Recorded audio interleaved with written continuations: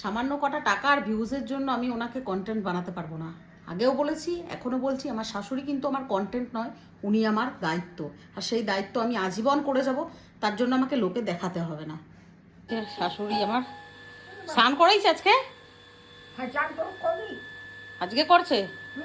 আর পায়ে ব্যথার কি খবর? পায়ে ব্যথা এই পাটাতেই দেখছো, এই হাঁটু ব্যথা, এই দেখো, এই দেখো, এই এত কত বড় হাড়।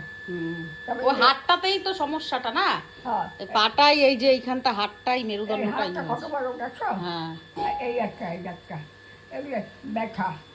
আর ওই বাবা এই যে এই পাটা, ও তো আর এখন এত বয়সে তো আর ঠিক হবে না, যতটা সেবা শুশ্রূষায় আছো তো এই থেকে আর কি হবে। কি করবো বলো? হ্যাঁ, ওই এই পাটা তো উঠে দিতাই না, টনটন করে কামড়ায়। আর স্নান তো করতেই হয়। হ্যাঁ, এখন গরমে স্নান করবা না, ওরা আসবে স্নান করাতে বলে দেবা। আমি বলি হ্যাঁ, তোর একটু ধরবি, আমি হ্যাঁ ঠিক আছে। তোমার একটু ধরবো। ওরা তো দুজন আসে, দুজনে মিলে ধরে পড়ে করায় দিতে পারে। ওরা ধরে তো, হ্যাঁ আমি উঠে যাই। ঠিক আছে। দেখলে তোমরা, দেখালাম শাশুড়ি মাকে তোমাদের। অনেকেই বলো, কমেন্ট করো নেগেটিভ, শাশুড়িকে দেখে না, খেতে দেয় না, এই করে না, ওই করে না। প্রত্যেকজনের নেগেটিভ কমেন্টের অ্যান্সার দেওয়ার আমি মনে করি না কোনো প্রয়োজন আছে। আমি কেন দেখাই না জানো তো? কারণ আমার শাশুড়ি আমার কন্টেন্ট নয়। অনেকে যে এই যে করে পড়ে যেগুলো দেখায় যে শাশুড়িকে করছি, শ্বশুরি, উনি আমার কন্টেন্ট নয়, উনি আমার দায়িত্ব। আমার দায়িত্ব, আর সেটা আমার দায়িত্ব পালন করাটা আমার এটাও দায়িত্ব।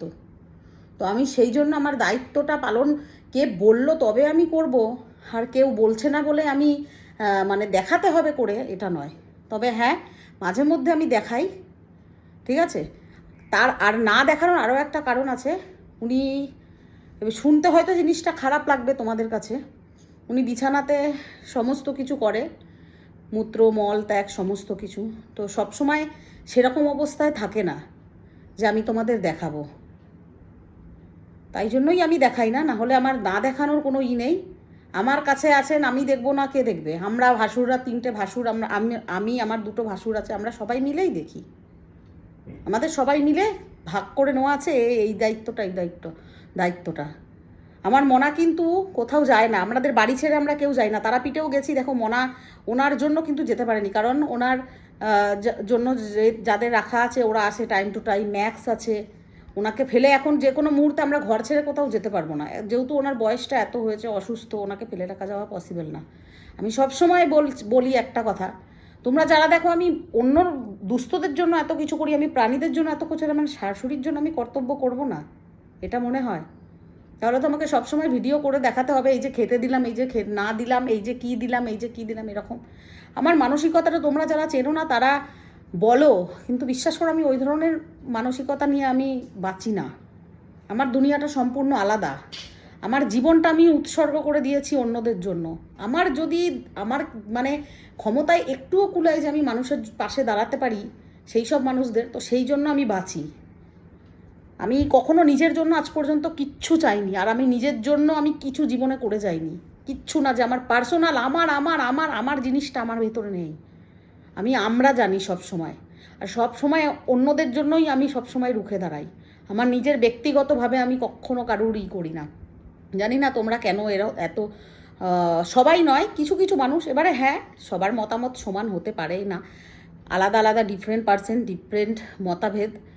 তো আমি সবাইকে আর অ্যান্সার করি না, এই বিষয়গুলো নিয়ে আর বলি না, কারণ যত বলবো তত হবে। এবারে আমি চাই না এই সমস্ত কন্ট্রোভার্সিগুলো। আমি খুব সিম্পল সাধারণ মানুষ, আমার জীবনে অনেক কষ্ট আছে, অনেক স্ট্রাগল আছে, আমার ছেলেমেয়েদের নিয়ে, আমার সন্তানদের নিয়ে কিছু গোল আছে, সেগুলো আমাকে পূরণ করতে হবে। তাই জন্য আমি এগিয়ে যেতে চাই, আমাকে পিছু ধরে কেউ টেনো না প্লিজ, এটুকুই বলবো। আর ছোটো মুখে হয়তো বড় কথা বললে অনেক সময় খারাপ লাগে, কিন্তু প্লিজ এত দূরে ঠেলে দিও না। সবার ভালোবাসার পাওয়ার যোগ্য একবার দেখবে, কত জনা আমাকে কত ভালোবাসা দেয়, সবাই কত ভালোবাসে আমাকে, তাদের ভালোবাসার জন্যই আমি এগিয়ে যেতে চাই, আমি পিছু ঘুরে তাকাতে চাই না। তো ব্যাস, এবার তারাপীঠ থেকে আসার পরে শরীরটা এত দুর্বল হয়ে গেছে, এত দুর্বল, আমাকে বাড়ি আসার পরে যে দেখছে সেই বলছে যে তোমার মুখ চোখগুলো এরকম কেন লাগছে। আমার সুগার এত হাই হয়ে গেছিলো, আমি 3 রাত ওষুধ খাইনি। তারপরে ওখানে গিয়ে খাওয়া হয়েছে মিষ্টি, প্যারা, জিলেপি, ল্যাংচা সব খেয়েছি আমি, ঠিক আছে? তাই জন্য আমার শরীরটা এত দুর্বল হয়ে গেছিলো যে আমি, আর তারপরে এসে পরে বাড়িতে দেখি কারেন্ট নেই, এত জামা কাপড়, কোথাও থেকে আসার পরে কত জামা কাপড় হয় বলো। ওয়াশিং মেশিন চালাতে পারিনি, হাতে কেচেছি রোদে রোদে। 6টা পর্যন্ত আমি কাজ করেছি, স্নান করেছি। তারপর আমার শরীর সত্যি প্রচণ্ড খারাপ হয়ে গেছে, প্রচণ্ড খারাপ। কিন্তু আমি কখনোই হার মানতে শিখিনি, আমি ঘুরে দাঁড়াতে শিখেছি। জীবন এটা আমাকে শিখিয়ে দিয়ে গেছে ও, শুধুমাত্র তাই আমি আজকে আবার ঘুরে দাঁড়িয়েছি। তাই বলবো, সবার আগে সামান্য প্রথমেই একটা দুম করে এসে পরে একটা ভিডিও দেখেই জাজ করতে আসবে না, আগে পিছে দেখো, দেখে পরে বিবেক বিবেচনা করে করবে। বলো, তোমাদের অবশ্যই বলার মতামত আছে। আজকে আমি যেটুকু আছি, যেইটুকু আজকে আমাকে লোকে এত চেনে, এত ভালোবাসে, সমস্ত কিছু তোমাদের জন্য। তোমরা অবশ্যই বলবে, তোমাদের বলার, তোমরা বলবে, তবেই আমি অনেক কিছু শিখবো। হয়তো অনেক কিছু জানিও না এখনও, শেখার, জীবনে শেখার কখনোই শেষ হয় না। সেটাই বলবো, তোমরা সবসময় এরকম ভালোবাসা দিও। আর একটা কথা বলবো যে না দেখে, না বিচার বিবেচনা করে কখনো কাউকে বলবে না, কারণ আমিও তো একটা রক্ত মাংসের মানুষ, আমারও কিছু জায়গায় খারাপ লাগে। এই নয় যে সোশ্যাল মিডিয়াতে আছি বলে তোমরা তোমাদের কিছু নেগেটিভ কথাবার্তা বলবে, সেটা শুনতে হয়তো ভালো লাগে না, কিন্তু বলতে চাইলে বলতে পারো অবশ্যই। আর বেশি কথা বলবো না, আমার ওদিকে না হলে তরকারি পুড়ে একদমই হয়ে যাবে। তারাপীঠে গেলাম শনিবার, রবিবার মনা রান্না করেছে নিজের হাতে, মানে ভাবতে পারো, রান্না করে ওর ঠাকুমাকে খেতে দিয়েছে, প্লাস নিচের এতগুলো বাচ্চা, প্রায় 2 কেজি চালের ভাত ওই ছেলেটা হাঁড়িতে করে রান্না করেছে। কোনো দিন করতে পারে? তারপরে পরের দিন হাত সেদিন পুড়ে গেছে, হাত রান্না করতে মানে মার গালতে গিয়ে হাত পুড়ে গেছে। তারপরের দিন আর পারেনি রান্না করতে। আমি তো অনলাইনে, ওখান থেকে তারাপীঠ থেকে অনলাইনে খাবার অর্ডার করে দিলাম। তারপরে যাকে ফোন করে বললাম যে শাশুড়িকে খেতে দিও, কারণ উপায় ছিল না, তারপরে খেতে দিয়েছে। কিন্তু কথা হলো, আমার বাড়ির সিচুয়েশানটা এরকম হয়ে গেছে এখন, এবারে যেতেও হবে কোথাও না কোথাও, কখনো না কখনো যেতে হবে। নিমন্ত্রণ করলে মানুষ সেখানে যেতে হবে, নিজেদের ঘুরতেও যেতে হবে, কিন্তু বাড়িটা একা ফেলে রেখে যেতে পারি? কত অনলাইনে খাবার দিয়ে খাওয়া যায়। তো ওইটুকুন ছেলে ও করেছে এগুলো, ও রান্না করেছে নিজেরা। শনিবার নিরামিষ রান্না করেছে, করে রবিবারেও, তাও ওর খাবারটা আমি অর্ডার দিয়ে দিয়েছিলাম, বিরিয়ানি এইসব, কিন্তু ও ম্যাক্সের খাবার, রাস্তার কুকুরগুলোর খাবার, ওগুলোকে তো ওকে রান্না করতে হয়েছে। তাহলে বলো তো কী করে পারা যায়? অনেক কষ্ট করে আজকে আমরা একটুখানি মানে ভালোর দিকে এগোতে চাইছি, আমরা পিছন ঘুরে আর দেখতে চাইছি না। পেছন ঘুরে দেখলে খালি কষ্ট ছাড়া আর কিচ্ছু নেই, খালি কষ্ট। তাই জন্য সবসময় ভালো থাকি। তাতেও আবার বলে মানুষের অনেক কথা, সেসব আর বলবো না। হ্যাঁ বলুক, চামড়ার মুখ তো, চামড়ার মুখ বন্ধ করা যায় না। আর সেই সব নিয়ে আর কিছু বলার নেই।